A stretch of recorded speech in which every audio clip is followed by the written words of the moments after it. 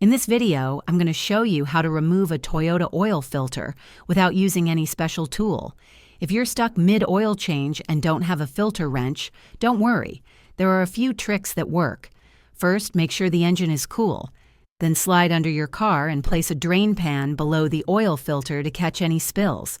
Now try to grip the oil filter with your bare hands, using a rubber glove or a dry rag for extra grip.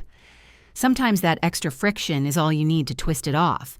If that doesn't work, take a sturdy belt, like an old leather belt, and loop it tightly around the filter, using it like a makeshift strap wrench.